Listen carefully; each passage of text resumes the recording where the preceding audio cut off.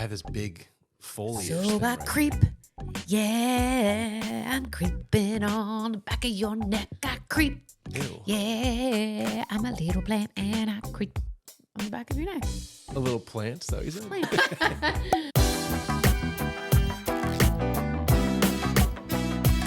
Hello and welcome to Hardly Working Through It, the show after the show where we take a deep dive into love, life, and labor, where you get to see an authentic look into our lives as we talk about us and hopefully give advice to you guys that maybe you want to take, except not today. Not today. Today, we're not doing any of that. Today, you get to be with us while we decompress and debrief about the week that we've had. And I'm SP, and that's I'm Kellie. We are truly hardly working through our entire freaking life right now. Thank you to everybody who reached out. We'll get into all the details. It was going to be here's all the details on the hit and run T-bone accident we were involved in, and that changed into a much bigger problem. It's a show about life, love, labor, loss of car, liquidation of flooring in houses, and dilapidated. That means what you think.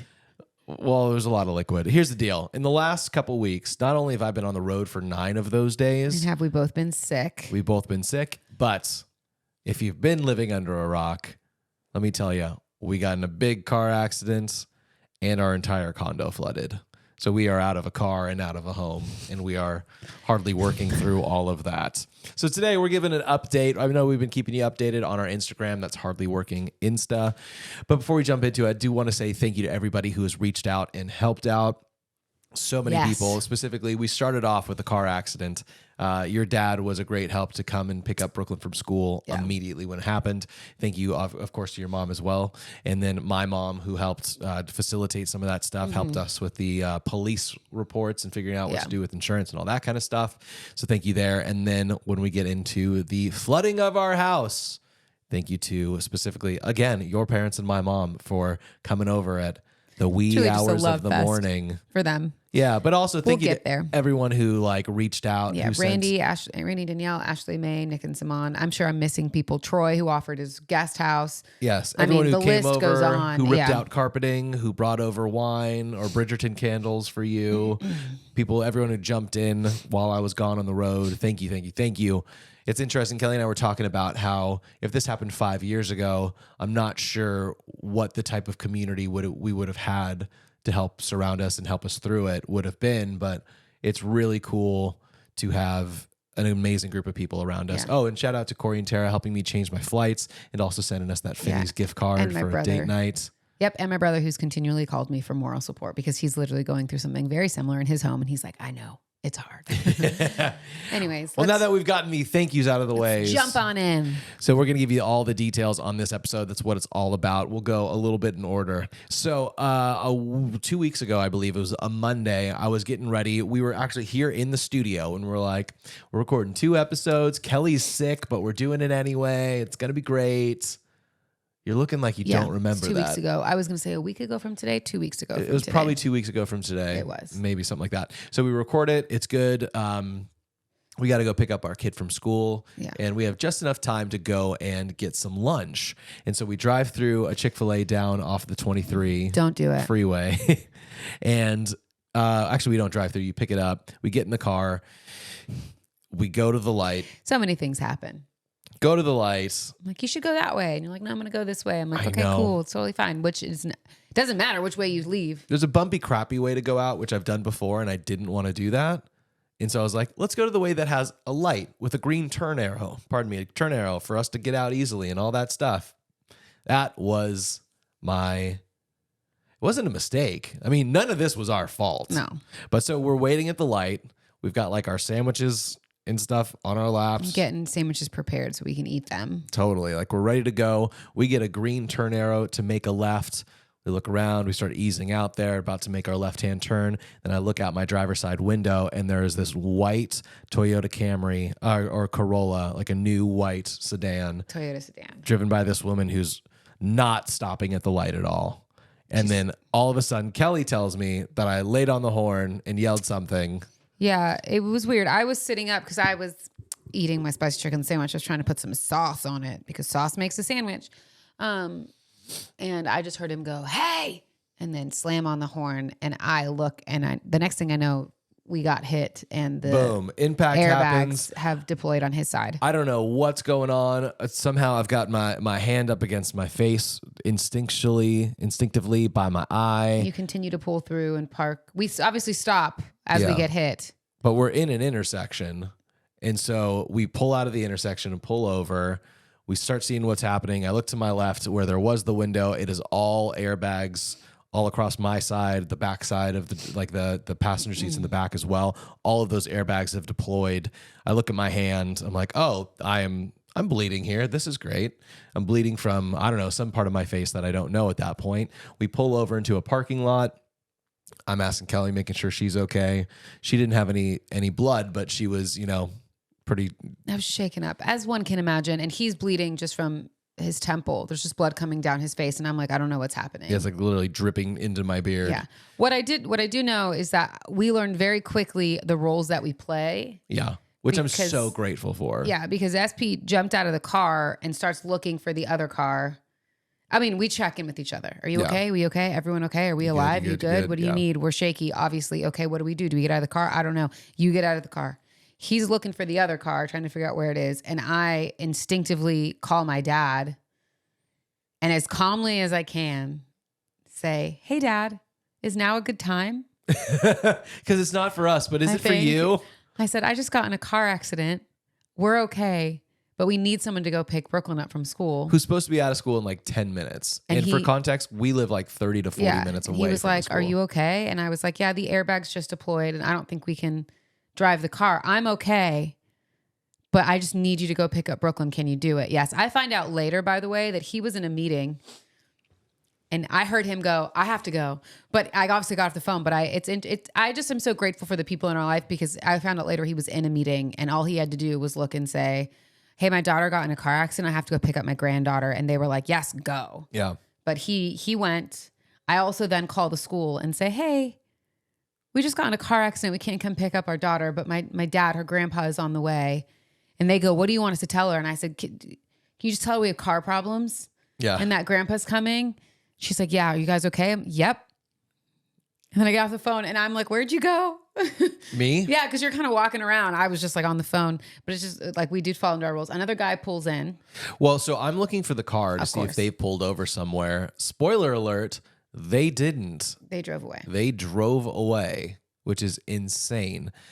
But as I'm like looking for the car, this dude pulls kind of like on the side of the road, rolls down his window. He's like, dude, that was crazy. That is totally, none of that is your fault. She hit you, all this stuff. I was like, oh my God, you saw it. Like, hey, would you mind pulling over? Can I get your info just in case so I can say someone saw it? He was totally great. He was right behind us. Yeah, he was right behind us when it happened. So he pulled over. We got his info. That was really helpful. And then I'm trying to assess the situation and the damage. I'm bleeding from my face.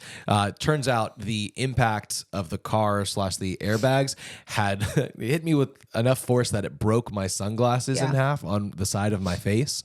And so thankfully it was just far enough away that it didn't hit my eye. I'm talking like a centimeter away. It's right where like the eyelids come together. Yeah. But so I'm doing that. He takes off. That was a great thing. Yeah, I start walking down the street because I'm like, I don't know that we can drive the car. And we did drive out of the intersection. I understand that. But I'm also like, is the gas line broken? Is the car going to explode? It's not going to happen. The gas line? Oh, like I don't know. Like you see in the movies. I've never been in a bad enough car accident. I don't know. But I'm like, I got to keep moving. So I'm going to now walk down and cross the street and see. Maybe we were going opposite directions. So maybe they pulled forward and then pulled into the next thing. And my mom calls me as that happens. I'm talking to my mom as I walk down the street. As she's like, are you okay? Are you totally like what Dad just said you got in a car accident? Like what's going on? I'm like, I'm okay. Yeah. Like we're talking, walking down. I'm looking for this car everywhere. Yeah. And I can't find this car. It's nowhere. We're also talking to insurance. Well, you called your mom and asked what we should do. And then you come over to me. My mom, who's an attorney. I was like, who's my first call? The police, insurance. So we figured it out. So I call 911. And then I get on the phone with the insurance company. Yep. And then we all have our roles. My role, do the administrative work because I am that person. My role, talk to the police, Assess all the that stuff. damage. Assess the damage. Stop the bleeding. Yeah. So fast forward just a little bit. I pull around. I pick up Kelly. We drive to a parking lot. We park there. Some time goes by. The sheriffs, Ventura County sheriffs, come. This woman whose name escapes me. Riordan. Her last name is it doesn't. Officer Riordan. I don't even know if we should be saying it. Who I don't knows? know. But could not have been nicer. It was great to have her there. Some things that we learned: one, no cameras in the intersection, which sucked, or Perfect. facing that. Two, probably wouldn't matter unless they got the license plate. Three, because there was an injury. And because, and a hit and run. Well, because the injury, is that what it was for? The hit and run, I think, still could be a civil thing. But she looked at my face as it was bleeding. She's like, because there's actual injury, now because she took off, it's like you would not have the choice of whether or not you would want to prosecute. You would be prosecuting because it's now a criminal thing that happened. So anyway, we'll kind of jump around here and jump forward a little bit. What we haven't said yet is that amongst all of this is like 3 PM, 3:30. It happened at 2:30, but by the time we're talking to the sheriffs, it's like a little bit later. I have a 9 AM flight from LAX the next day to be on the road to go to Texas and then Tennessee. Be gone for 9 days. For 9 days. And for context, a 9 AM LAX flight, that means like up at 5, leaving at 5:30 or 6 in the morning. So the clock is ticking, and there's stuff that I need to do for almost 10 days on the road. And this was supposed to be like our last family night together. Oh, yeah. We had big plans for family night because we're just gonna hang out and do all the stuff. And here we are, still in Thousand Oaks at like 3:30, like just starting to talk to the police. Yes. And like kind of. I'm almost at this point done talking to the insurance company where we figured out, yes, we get a rental car. They'll Shout out to Geico, by the way. Yeah, they'll come pick me up. The tow company's on the way, like all the stuff. So, but they're also giving us numbers. They're like, they'll be there in 60 to 90 minutes. And we're like, okay, our day is escaping. Like it's all going away. So the clock is ticking. The sheriff is like, yeah, you guys need to go to urgent care and get checked out. So we're like, okay, we got to do that. At this point, my beautiful man eyeliner is starting to form as the black eye is setting in on the top and the bottom. It really looked like I had deep, dark eyeliner there. Which looks much better today, by the way. It's much better now. But it's also been 2 weeks. 2 weeks. Yeah. 2 weeks. Yeah. So we have to go to the hospital too. We have to get a rental car, get our car towed, go to the hospital, get our kid, pack to fly. It's all of this stuff. And of course, oh my gosh, it's all coming back to me. The people who booked me on this are in Portugal. Yeah. So I have to call them. It's like 11 o'clock at night or midnight out there. I have to be like, hey, I don't even know if I'm going to be cleared to fly. And my flight's in like, 12-ish hours, 16 hours. And so we're juggling all that. We're trying to figure it out. It costs us like $400 to change the flight, but we ended up being able to change the flight to like later in the day. Boy, that's a whole other story we'll get to too. So we can sort this out. We get to the ER. Is there anything? Oh, the tow truck comes, you get the rental car, all that kind of stuff. I also have to say, I don't understand why people do what they do sometimes. We're parked in front of a Starbucks. Our car is exploded. Oh, yeah. I'm like holding a napkin to my face to stop the bleeding. Yeah, I think, and an ice pack, I think, at this point in time. Probably at this point. And this dude comes up to me. He's like, you get in a car accident? I was like, yes. Yeah. I was driving on the freeway recently and I got hit by a plane. Oh my God, that sounds crazy. Also, why is this the time you want to talk to me? Don't worry. I'll go get my phone and my Bluetooth. I'll show you when it happened. He brings a Bluetooth speaker out and his phone. He's like, I'm giving you the surround sound experience. I don't care about this. Well, it was actually pretty phenomenal. This plane emergency landed on the freeway and hit his car and exploded. And he was still okay?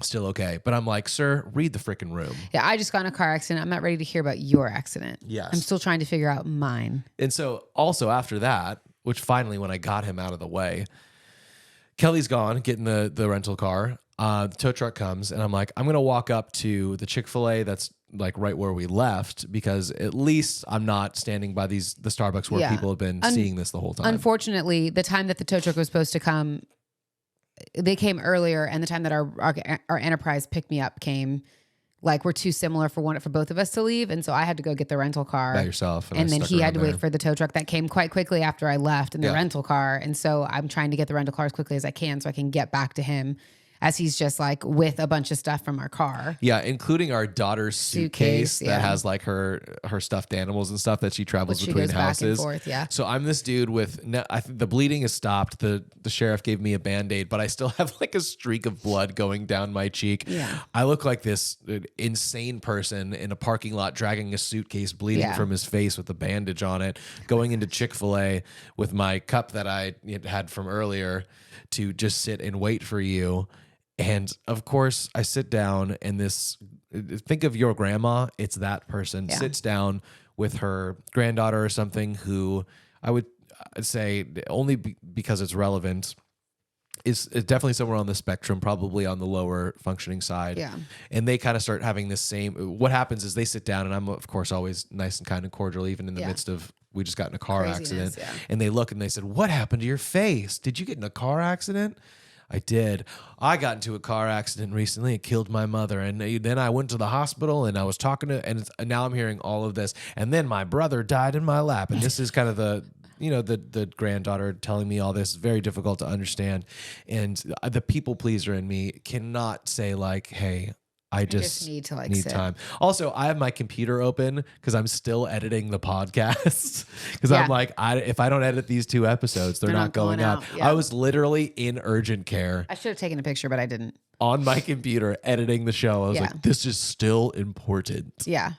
But so you're having this conversation with these people. I finally get the rental car, which I love my rental car. Yeah, it's not so bad. Comparable to my Honda CRV. Yeah. Love it. The GMC.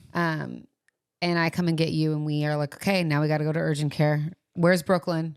What grandparents is she with? Is she okay? And then go to urgent care.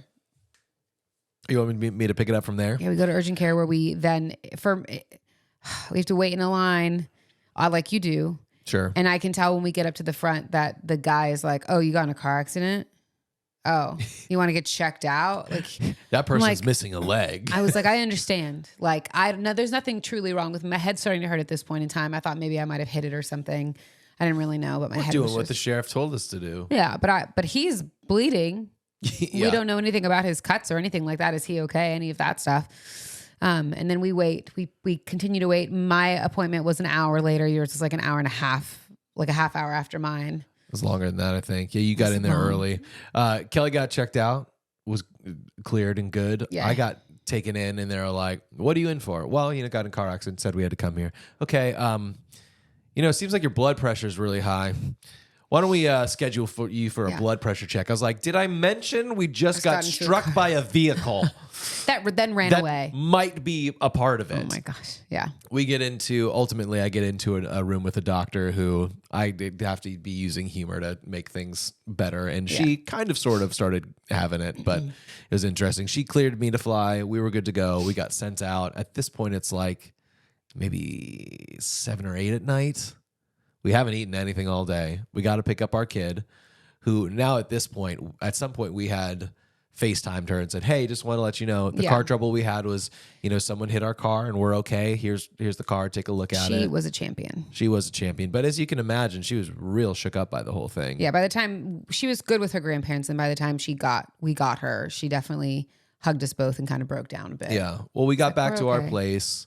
We laid on the couch for like an hour. We let her stay up late just to calm down, watch a movie. "I could have been an orphan." You guys died. I was like, not quite. There's a lot of You have people in two your other life. parents still. Yeah. You got a spare pair if anything It was happens so to either of them. funny. We were like, yeah. But so, when you're a kid, she's 9. She's thinking through what could have happened to you guys. What could have happened to me if I was in the car? Yeah, all that kind of stuff. And keep in mind, I'm still on a 9 a.m. flight. So we're trying to move that around and get that changed. So we're up for a long time. I get up at 6 the next morning. My flight still isn't changed, even though I sent an email about it and they didn't get it or see it.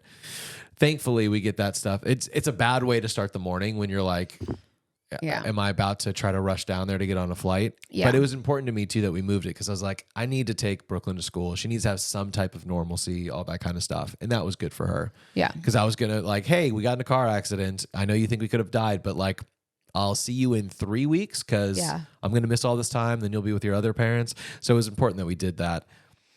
all that to say, we got her taken care of. We're in a rental car right now. I think that's the gist of the car situation. Yeah. And then if you want to continue with just everything that happens, is that around, I don't know, 1:00 that day? Because your mom's going to go pick up Brooklyn from school, which was very kind because I was going to take you to LAX. But around 1, his flight's at 4. I think around 1:00, his flight gets canceled and he gets automatically put on a flight for the next day, which if he does that, he won't make it to the gig. And so now we're once again calling Portugal. Okay, sorry. The airline literally canceled my flight and booked me tomorrow. Yeah, and I'm looking up flights and was thankfully able to find a flight out of Burbank on the same airline. And so we told them, hey, there's this flight. It's still about 4:00 still, and he'll still make it here, blah, blah, blah. And they were able to call and upgrade you and do all the things and get you. Well, I upgraded. Yeah. But they were able to call and continue those upgrades and yes, thankfully. make all that stuff happen. So that was great. So we have all the travel problems trying to even get me out there. The problem was the weather was so bad in Texas that they couldn't land flights. And I needed a connection from Dallas to San Antonio. Yeah. So they were like, well, no one's landing in Dallas right now. So you're not flying from LA to Dallas to San Antonio. For some reason, we could still do Burbank to Phoenix to San Antonio. But when I got on that flight, let me tell you, we were stuck in a thunderstorm in Texas. They were like, hey, we're going to land here in about a half hour, put your tray tables and seat backs up in the full upright position, blah, blah, blah, blah, blah. I was like, okay, cool. And then like 90 minutes goes by. I'm like, what is happening? Like, well, we are rerouting to Austin right now because we're not sure we're going to be able to land in San Antonio. It's about 11 o'clock at night. And I'm like, am I going to have to figure out how to Uber or drive from Austin to San Antonio? They're like, we'll check back in. Good news, we can go back to San Antonio. So we turn around. We're still in the air. Back to San Antonio in some of the worst turbulence that I've experienced in a long time. Makes sense. We're talking like dropping down and all that stuff, side to side, all that. Not to the point where the oxygen mask dropped down, but to the point where I was like, this is the type of flight that when it lands, everybody on here is clapping like, thank God. Did they clap? Some clapped. We made wept. it. I wept. No. Anyway, it was one of those things where I was like, maybe the universe is telling me don't go on this trip. And I don't know if it's going to be the car or the plane that kills me, but something's going to take me out. So I said my goodbyes to my family. I did text you. I was like, I love you, just so you know. It's bad turbulence. But made it there. It's fine. I won't even get into the details of the gig. We can talk about that on Hardly Working for next week. But what you need to know is that I was out for for 9 days. Yeah. Kelly's hanging with Brooklyn. She gets Brooklyn back to the other parents on that Saturday. So I left on Tuesday. It's now Saturday. And then Kelly's got a gig in LA on Saturday. And that's really where the story picks up. Oh, yeah. So it's had a normal week. Brooklyn and I've had a great time.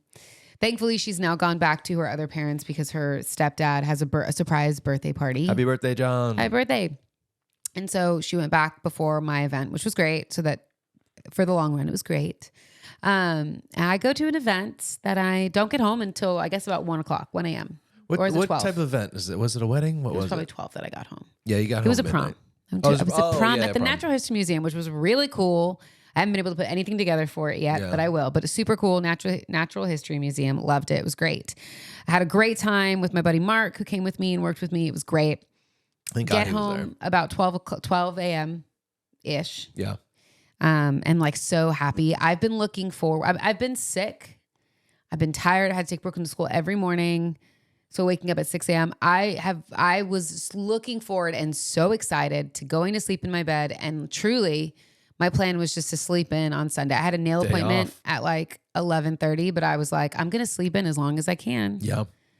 And then I'll get up at 10:30 and then I'll go to my nail. It'll be great.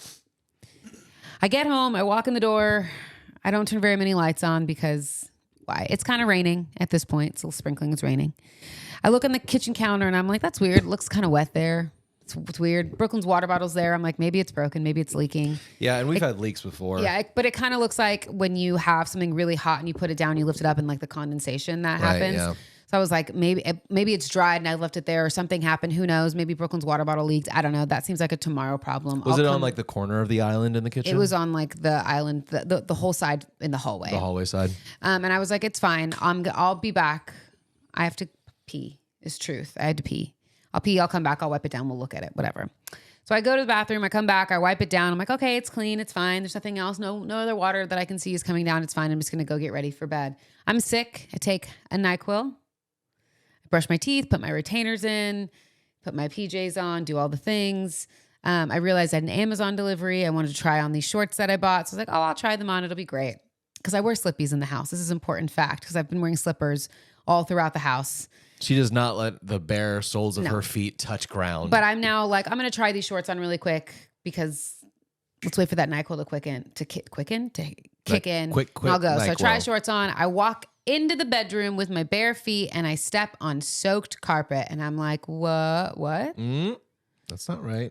What's happening? And so now I'm kind of investigating. I'm stepping around like a weird person in my bedroom as I'm trying. Had you made the connection between the kitchen and the living room at this, or the kitchen and the bedroom rather? Not really. I was kind of feeling around to kind of feel the floor in the bedroom. What did you think it was? You're like, because clearly you're like, our carpet's not usually wet.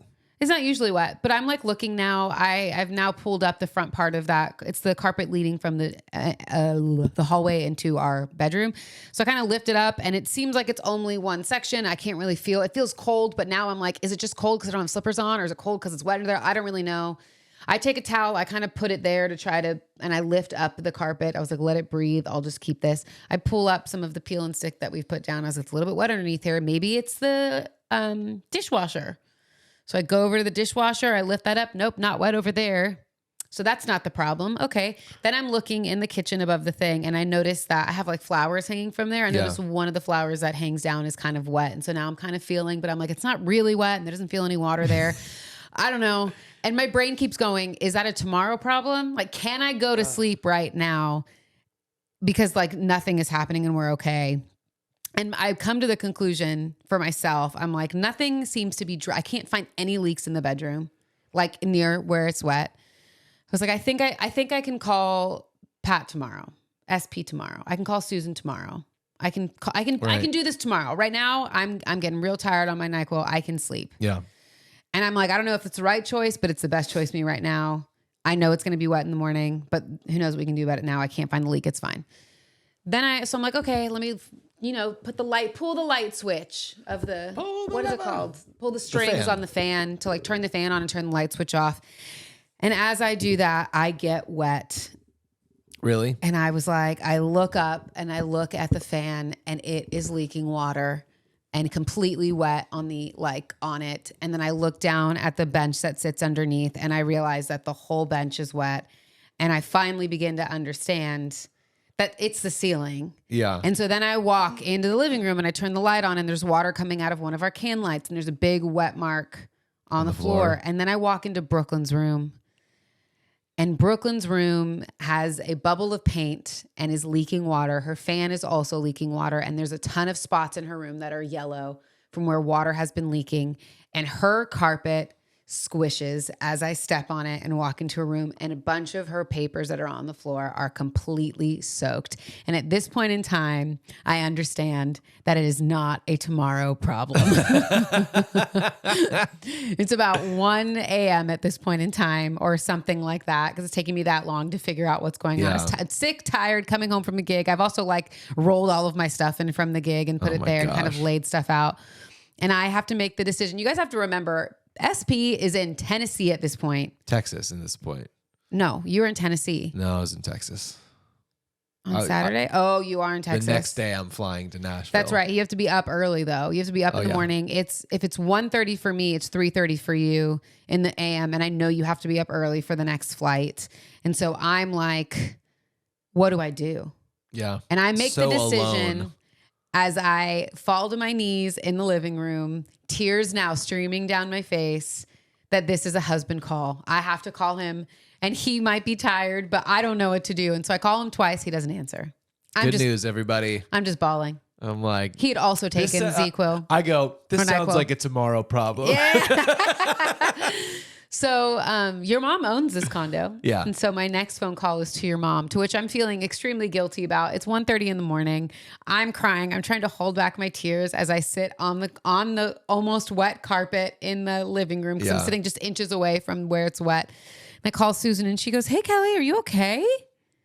I'm like, yes, I'm so sorry if I woke you up. I'm so sorry. Is now a good time? Just kidding. I don't think I said that. No, not at 1:30 in the She was morning. like, It's not. okay. I was reading and I said, okay. I'm confident my mom never sleeps, by the way. I know, she's a just stays vampire. up and reads the news. Yeah, it's okay. It worked out in my favor. But as I call her and say, I think we might have a leak in the condo. I think we have a water problem. She was like, oh, what's going on? I said, well, there's water coming down from the ceilings. Brooklyn's floor is completely soaked. There's a lot of water. Is it a lot of water? It's a lot of water. Do I need to come over?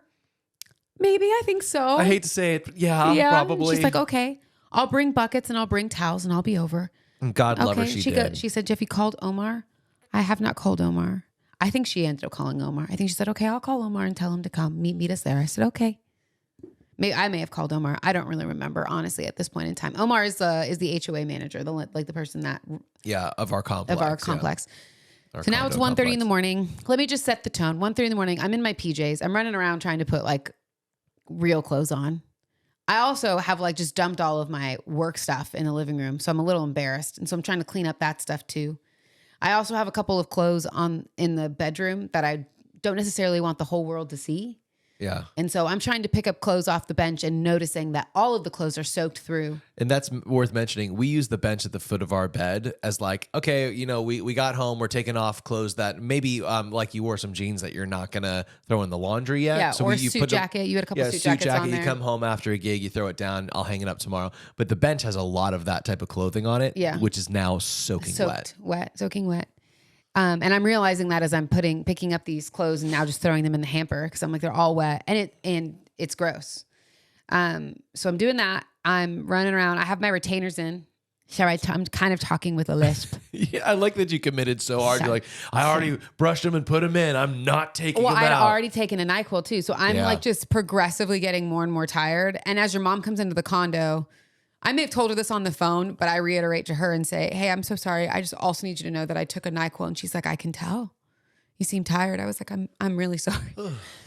So the clock is ticking for me as I'm getting really tired. So they come in. We're trying to figure out, where is the water coming from?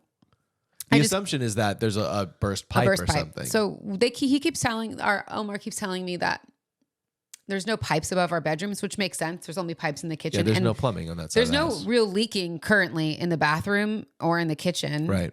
Like that I can see or find. And truly not really later on. There is a little bit in the kitchen. We'll talk about that later.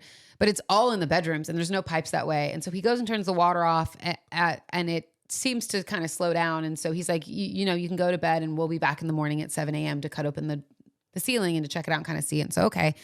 It's about 2 a.m. I think at this point ish. Yeah. And so Susan and I kind of place some buckets in some spots. I pull up that rug in the bedroom and then I go to sleep as everyone leaves and set an alarm for like 6:30 because now I got to be up, put together, and ready for some person to come into my home at 7 a.m. Every room of your home. Every room of my home. And so I do that. I wake up the next morning. We have the plumber come in and they cut open the wall and he says, this isn't a pipe. It's not a me problem. There's no pipe over here. There's no pipe over here. And so we also have a contractor who's there to kind of look at it. And now they're trying to figure out, well, what happened? It's not a pipe that burst, something like that. Oh, I should mention that the night before, our upstairs neighbor is in Japan. Oh, Japan? And so Omar has to get up there and get into the house and see if there's any flooding, and he doesn't see any water. And so it's not anything up there that's broken. And so we really are like, what the heck is this water coming from? Well, the next morning, like I said, there's no pipe. So they said, okay, we're going to go on the roof and see what's going on. That's when they find the hole that was made by the tree limb that fell on the top of our building that the tree trimmers had cut and not seen or chose to ignore. And so all of the water that's been coming into our house, I now learn, is rainwater. And it had been raining for about 2 days in LA. And it basically like, imagine if you're like, rain's great. Let's open the entire ceiling of our home and just let it all in. And so, and the way that this tree limb hit and punctured the hole is it punctured a hole in a way that all the water was seeping into the walls and not necessarily like into someone's ceiling, if that makes sense. Like it wasn't going straight into our upstairs neighbor's house. It was going into the walls and then dripping down and continuing to go down the walls and hitting the lowest part of our Yeah. area, and which is obviously Brooklyn's room, and it was also everywhere. pooling in our ceiling. Yeah.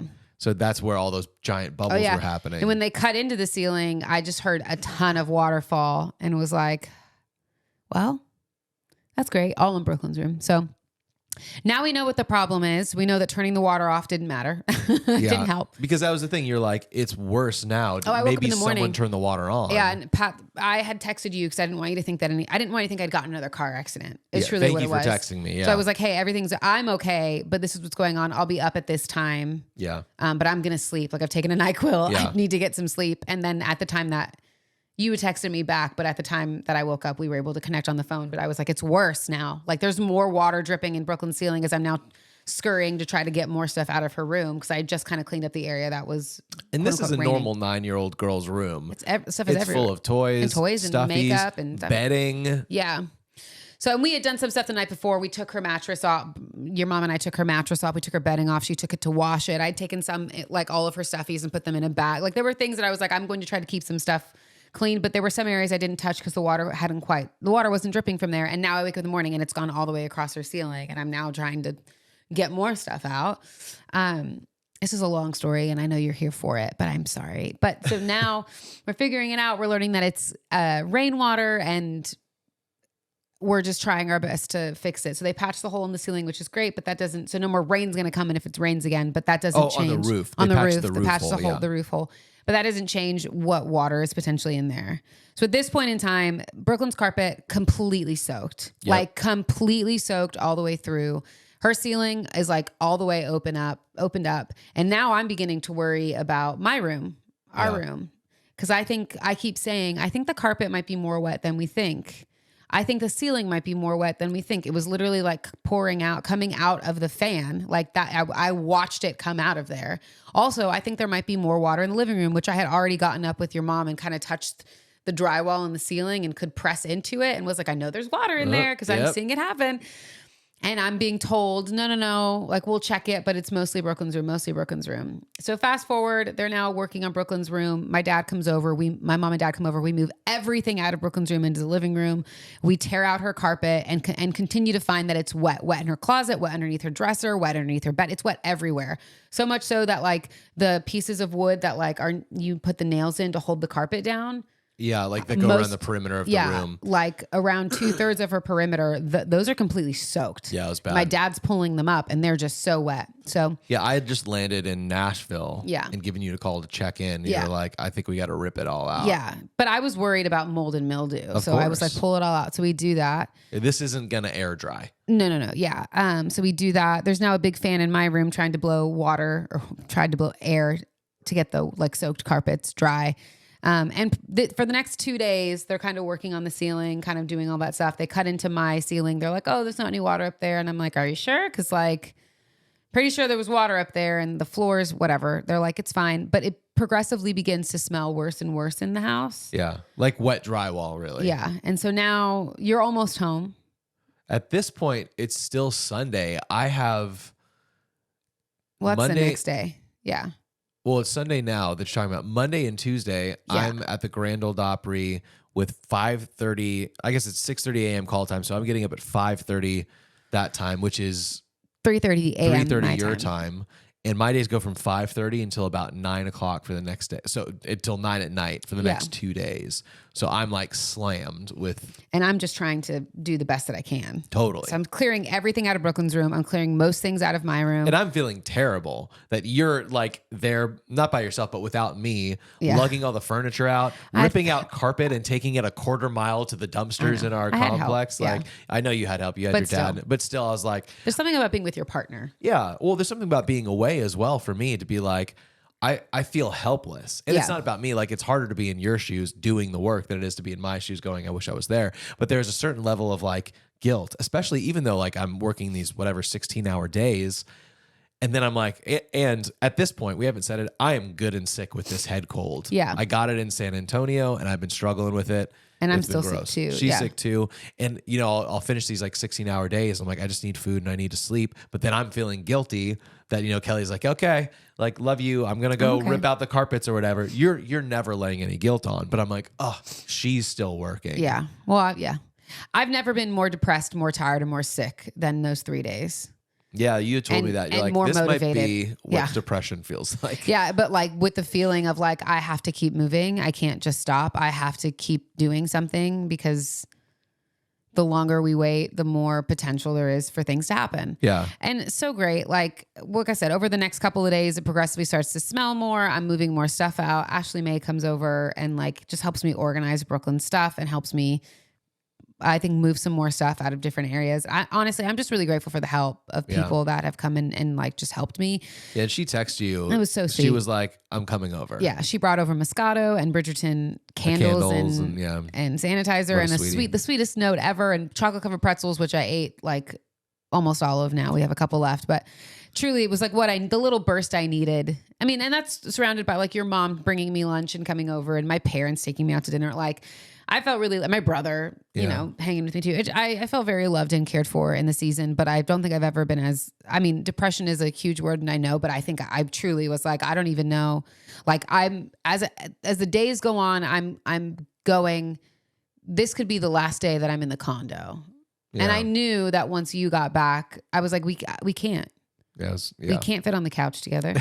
It's a one person couch. Also, I want to throw it out there that if you listen to the show frequently, you know that like my work life has been crazy for the last couple of years to the point where it's really put me in these like severe anxious cycles. Yeah. And I've been needing to get back into therapy for a while. Mm-hmm. And after the car accident, I was like, you know what? I just need to make the call. And so I did. And I got my appointment and all my new therapist. Good. And I tell Kelly like Saturday morning, I was like, hey, I just want to let you know I did that. And she's like, oh, like, that's great. It's really good for you. I'm happy that you did it. Proud of you for doing that. This was all before we even had the house flood. I know. Like I was at the point where I was like, yeah, I need to talk to a professional. Yeah. And then our house flooded. Before the entire home flood. Yeah. Yeah. So yeah, you finally come home and we're finally able to do more stuff. And then it all kind of comes to a head when I was like, okay, also I leave in a week to be gone for a week for an event. You got a long gig. That I am there. And so I'm now beginning to feel guilty about the fact that maybe you're going to be like fixing floors without me and all that stuff. Oh, how naive I was. Yes. But we're like, you know, my brother just redid his floor. My parents just redid their floor. They have this really nice vinyl wood flooring that's like great and a good price. And so I'm like, let's go check it out so we can at least, I'm not saying we need to buy it now, but let's at least know what we're getting. Yeah. So that when the time comes, like, you know, we've decided together, you know, if I'm not here, you've got it. And so we go and then you get a phone call. Yeah. So this is now where it gets into the tricky parts of this. I'm not sure how many details are worth sharing here. I mean, we'd share them all, but the next few days / week is going to be very interesting, and I'll tell you why that is. So essentially, our HOA came in and they opened up the ceiling. They're like, "Great, we'll dry it out and we'll put some new drywall up there, and we're good to go." Go ahead. I say this? So sorry. Normally, when like a leak happens, like if there's a pipe that bursts, we're responsible for paint to paint. So that means they're going to fix the drywall. But if there's anything wrong with the floor, or if they need to replace drywall, we have to pay for the paint and paint. And then we also have to replace the floors. Like that would fall onto us. Yeah, anything within our unit. Yeah. But that doesn't apply because it wasn't a pipe that burst. Right. It was negligence of a third party. Yeah. The HOA had hired a tree trimming service that caused damage that would not have happened had they not done that. Mm-hmm. So proper protocol would have been to get the tree trimmers insurance involved and to get maybe even the HOA's insurance involved. What happened instead was they came in, they opened it up. Oh yeah, there's definitely water here. We'll dry it out. We'll put up new drywall on the ceiling. Yeah. We'll be good to go. That very quickly, it became apparent that was not going to work. Now we've tried it's been over a week. We have still not heard from or gotten a hold of the tree trimmers insurance. We've gotten a hold of their voicemail. What type of insurance company always takes you to voicemail and doesn't call you back? And always says, we'll give you a call back in 24 hours. No, Liars. You won't. So here's what happens. Over the course of the next few days, it becomes very quickly apparent that there's a lot of water still in the ceiling. Because every time we go in there, there's some new stain on the ceiling, some new hole that's forming, some new something. I don't know if you've ever had water in your walls or ceiling, but you can see the water seeps in between the layer of paint and the drywall and forms these bubbles or these seams. Yeah. So you're seeing more and more of that. If you've been checking out our Instagram, you've seen some of the videos. So we're starting to realize, oh, this is much worse than we were led to believe by the HOA. Or even that we thought, because we don't know. I've never had a flood. Sure. Or water. But the right thing would have been to call the insurance to get someone to assess the damage. First, for an insurance person to see it, and then have professionals come in and assess the damage. Yeah. Well, your mom took matters into her own hands. We called somebody, a professional water damage specialist, to come in. This dude walks in. First thing he smells, or first thing he says, he goes, oh, there's mold in here. Mold and mildew, yeah. Already. Now, this is, at this point, we're probably like 5 days since it happened. Yeah. We also learned, which he said, is that like normally you want to open up the ceilings and start drying them out within 3 days to mitigate like mold growth and all that stuff. But it's been longer than 3 days now. So now you can't do that. Now you have to take Do something else. Yeah. Even more extreme precautions to ensure that you don't have mildew or mold continuing to grow. Mm-hmm.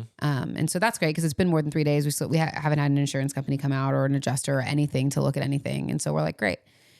Can I keep going? Sorry. Then Sure. he walked straight over to the kitchen. I can say all this, right? I think so. He walked straight over to the kitchen. Once we were back in the next day with Susan that Sunday morning, like there was water coming down like the walls and pieces of our kitchen that are like kind of next to our dining room, just right there. Like, I don't know how to explain to people who haven't seen our house, but just kind of coming down, kind of on the countertop, like I said. It's coming out of that thing where we have cabinets up there, and he walks straight over there and he uses his stuff and he's like, yeah, there's water here and here. Yeah. They've got like, we haven't told him anything about where any of the water was coming down. He's just already being able to know. He's got special tools, essentially little prongs you can put into drywall, and it will assess the level of moisture and water and he that's also still has in that there. mapping or that. Yeah, some type like of water heat. mapping device or something. It's like infrared something. Yeah, infrared something that'll show you. So it's there. Then he walks into Brooklyn's room and he's like, yep, there's still water above her bed. And for perspective, they had repaired the drywall, and the dude who's doing all this, the handyman, he's amazing. Could not be nicer. Doing a great job. Oh, yeah. So there's 3 large rectangular areas of drywall that they put back up on the ceiling. 2 out of those 3 now have large brown streaks and seams where it was put up there. Yeah. Because there's water leaking through it. But the guy was like, there's water above her bed. He walks into our bedroom. He's like, oh, these carpets are destroyed. Like you have to get new ones. Yeah, we're also told by the HOA, like, oh, we can take care of the flooring in that one room, but you're probably fine in the other room. Yeah, but he was like, that's bad. And then he goes and looks at our ceiling, and he's like, you don't really have anything above your bed, which I figured because there wasn't any water on that side. He's like, but from like the fan and then back, so you got water half of in the there, room, which is where it was raining from. Yeah. In the living room, he says the same thing. You have a bunch of water there. And then he said, he couldn't see the carpets because, mind you, I've moved everything out of Brooklyn's room into the living room, as well as half of what's in our bedroom, which is mostly big cabinets out in the living room as well. But he's like, but I would assume based off of the ceiling that there is probably done as well. The carpet. Yeah. And he also tells us, oh, I didn't even mention this, but there was also water in our pantry. Oh, yeah. And so he's saying, yes, you still have water in the ceiling above your pantry, and there's water in the hallway. And there's also water sitting in your walls, which is where that water that water came from, right, leading into our bedroom. So it wasn't from the ceiling like I thought. It's from the walls. It seeped in the walls and went under into the carpet. And he's like, all of this, you have to take out all the ceilings. You got to dry it all out. And it's going to take. And because it's been more than the 3 days, like it's worse than it would. It is going to be much more work and much worse. Yeah. So we're definitely out of that unit for a long time. My favorite part about all of this is we go back to the unit just about every day just to kind of take some pictures and see what's going on. And so we go back after this visit from this professional, and now in our hallway where there must have been a can light or something at some point in time. It's like a perfect circle in the ceiling that about is just the size of a paint can. Yeah. It's just starting to slip out of the ceiling. Hasn't quite fallen out yet. We've put a bucket underneath, but maybe today will be the day. We'll see. But we can start to see water now. So we're just looking and taking pictures, but you can feel the ceiling and you can see the water move. And I'm like, it's a good thing we're not in there. We're now living with my mother-in-law, with your mom. So great that she's got the extra space and the extra rooms and the extra there's a room for Brooklyn and a room for us. Yep. Yeah, Brooklyn's always had a room over there and another spare room. And a guest room, yeah. So my favorite part is that we have a corgi. You do get a dog now. Who loves me and I love him. So that's like a nice thing. I'm just trying to find all the silver linings. Yeah. But I know that we're coming to the tail end of this. Yeah. And I thought I'd get emotional, but I haven't yet, which is great. But it's going to be a long process ahead of us. Brooklyn's taking it pretty hard. And you have to know This is the house that she grew up in. This is the only house that Brooklyn knows has been with her for the entirety of her life. And so she's having a tough time in general. And even though she's had many sleepovers at Grant's house and like we're right in the next room, it's still tough. And like even last night I laid in bed with her for a half hour. Yep. You know, as she kind of went back and forth of like, I miss my house and almost crying and she's working through all that stuff. And so we're just trying to continue to look at the silver linings. I told her last night as she was like getting emotional and she's like, I just miss our house. And I'm like, I'm happy we're not in our home. And she was like, what? And I was like, I couldn't get up in your loft bed with you like this if you were up there. To which she laughed and like really hugged me tight. And she's like, yeah, this is better. So we snugged for about a half hour. Yeah. And then she finally got tired and was able to go to sleep. But I'm like, I think we're enough for a lot more of those nights because she's just feeling a little bit homesick and getting used to what life is like living out of your space and with two other people and a dog that love him, barks at every move we make because he's not used to us yet. Now, you didn't get emotional, and I'm surprised, but I'll tell you when I did get emotional. Oh, my goodness. Of course, this is the week that a 28-minute long Bluey episode comes out, and the crux of the episode has to do with the wedding, but predominantly all I could focus on was, are they going to move out of their house and uproot themselves? Yeah. And Bluey's struggling with that. And we're in the same situation. And Kelly gives me behind the scenes details about the studio that makes that show possibly not doing another season or closing down. I'm like, this is a little close to home, literally. But we all got emotional. Brooklyn cried too. I cried. Brooklyn cried. Dad was crying. You were crying. And of course, it's the same. It's the afternoon where we also that evening have a gig we have to go and do too. Yeah. And it's like, you know, when you've just got an obligation you have to do in the midst of crisis, it's already stressful. Oh my gosh. Yeah, we lost it. It wasn't awesome.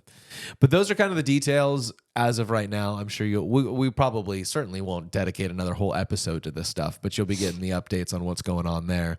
I think if I could jump in and say anything to kind of wrap it up, it's that we talk about this a lot, that truth finds you when you're ready. And sometimes we talk about the difference between head knowledge and heart knowledge. Head knowledge being stuff that, like, I know that. Heart knowledge being stuff like, I believe that because I've experienced that. It's different type of belief or knowledge or information. So I've heard the phrase, life can change in an instant before, and I know that, but I believe it. Yeah. So if I can throw anything at you guys, just know that, like, if you're in a good season, enjoy it. Yeah. Don't get used to it because things change. You think you got it all figured out? It can change in an instant. Yeah. If you are in the depths of despair, also just know that things can change. They can change in an instant, and you might not be there tomorrow. So you can hold on and know that things are constantly changing. The only thing that is constant is change, and things can change in an instant. I'm so grateful that you're my partner in all this stuff. Mm-hmm. And I know I would imagine that there's probably a large majority of couples, maybe not majority, large percentage of couples that this would cause more strife and they might push away or become more individual. I'm very grateful for our relationship that we tend to come together in times of crisis. So I'm grateful for that. But I think just that perspective of life can change in an instant is something worth mentioning. Yeah. Because it happened to us. It can happen to you. Can happen to you. But maybe ending on more positive because life we're can happen. All going to die one day. But it's interesting to pull it back to Bluey because Bluey's a great show. It's one of my favorite stories. Yeah, but he told the story. Stole. Yeah. Do you want me to tell it? No. Do you want to tell it? I'm going to tell the Bluey version. Tell the Bluey version. Like, I heard this from Ron Dass. Yeah, but there's a farmer. Yeah. And he's like living on his farm. One day, one of his horses run away, and someone goes, "Oh man, like you lost your horse. It's terrible. Bad luck. It's terrible." And he goes, "We'll see." The next day, that horse comes back with 2 other horses. Oh wow! Wow, that's so amazing. Cool. Yeah, and he goes, "Well, we'll see." The next day, his son goes out there to take care of the horses or something, and he falls off and he breaks his leg. And the people go, "Oh, that's so terrible." So bad. I'm so sorry. And the farmer goes, "We'll see," as the son has a broken leg. And then the next day, the army or military comes and starts taking away all the young boys they draft them to go into war. And his son doesn't take in because he has a broken leg. And the whole point of it, it's amazing. We'll see. Yeah, the whole point of it is like things happen for a reason and you never know why. But to know, like, sometimes the bad stuff can be good and sometimes the good stuff can be bad. But the truth is, we'll see. We don't know. We have no idea. Yeah. So even in this, it's like, we got in a car accident. Our car didn't get totaled. It's getting fixed. Is that a good or bad thing? I don't know. We'll see. But I couldn't imagine having to try to buy a new car in the midst of fixing out the condo. You know what I mean? Like I just couldn't do that. Or, you know, having a leak in the condo, like, is that a bad thing? Well, who knows? Like we could get have the opportunity to redo the condo exactly as we want, or we could find a new place. We'll see, you know, but either way, it's going to be terrible, but it could be a bad thing. Or some people might say like, oh, you have to live with your mother-in-law. Like that sucks. And for me, I'm like, I'm having a great time. Like I have a great relationship with my mother-in-law. And I'm going, we'll see. No, but you know what I mean? Like we have a great relationship and we have someone who's like in it with us and someone who can hang with Brooklyn and it's a safe place and it's comfortable. All the things. Like you just never know. Life is short. Life happens fast sometimes. Yeah. But we'll see. We'll see what's going to happen. We'll see how it's all going to turn out. And the one thing I know is exactly what you said is I'm grateful that you're my partner and that we're in this together. I just keep focusing on the silver linings. Like we're both, we're a little bit under the weather, but we're happy, healthy, safe. Yeah. No one's in the hospital. No one has any broken bones. No one is like super sick because they got rainwater on them. Yeah. Or Brooklyn wasn't in the lungs. car. Brooklyn wasn't in the condo when any of this stuff we happened. Really lucked out on that front. We're okay. And there are positive things that are happening every day. I had to get to experience a pupper for the first time. It's true. I love what you talk about with the We'll See story. That really stuck out to me when I heard it in Experiments of Truth. And then to see Bluey do it, I was like, don't do this to me. What you're about to do. But I think one of the things that's interesting about that, other than what you said, is that I think we try to categorize things in our brains as black and white and right or wrong and good and bad. And the more life you live, I think you'll realize that life happens in the gray area. The whole idea of we'll see is like, I want to call it like, that's a great thing. You won the lottery or whatever it is. It's all a mixed bag. It's so rare that you come across something in life that's all good or all bad. Yeah. Things aren't easily categorized. So I think figuring out a way to live in the gray, and like you said earlier too, finding the silver linings too. Yeah. Don't live in the dark, bad, terrible part of the gray. Try to see if you can get into the lighter, brighter areas. Yeah. Because there are silver linings and there are things, and things can change at any second. Yeah. And things that feel great could be bad. Things that feel bad could turn out to be great. I mean, one of the worst and hardest things that ever happened in my life led me to the best places and spaces in my life now with you. That's so, right.